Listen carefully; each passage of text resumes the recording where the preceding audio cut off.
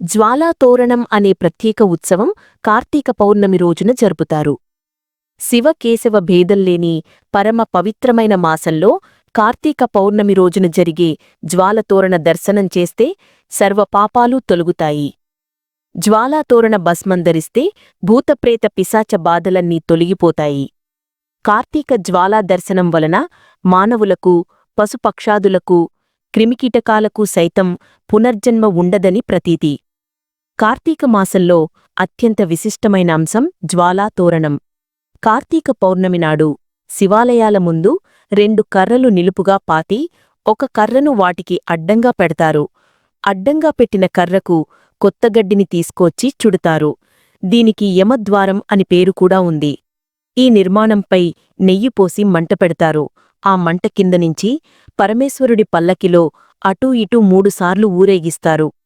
శ్రీనాథుడు ద్రాక్షారామంలో జరిగే జ్వాలాతోరణ మహోత్సవాన్ని భీమేశ్వర పురాణంలో వర్ణించారు. మన పూర్వీకులు ఈ ఆచారాన్ని ప్రవేశపెట్టడం వెనక ఓ కారణముంది. యమలోకంలోకి వెళ్లిన వారికి మొదట దర్శనమిచ్చేది అగ్నితోరణం.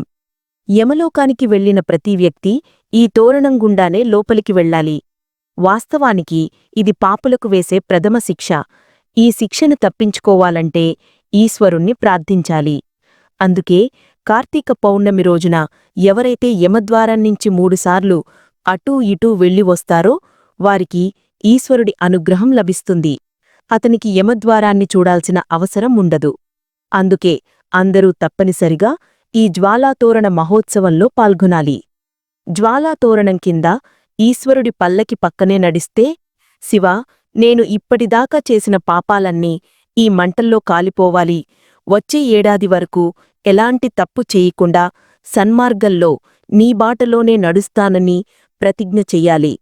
జ్వాలాతోరణం కాలిపోగా మిగిలిన గడ్డిని తీసుకువచ్చి ఇంటి చూరులోనో, గడ్డివాములోనో, ధాన్యాగారంలోనో పెడతారు. అది ఉన్నచోట సుఖశాంతులో వెల్లివిరుస్తాయి. అది ఉన్నచోట భూతప్రేత ఉగ్రభూతాలు ఇంటిలోకి రావని విశ్వాసం.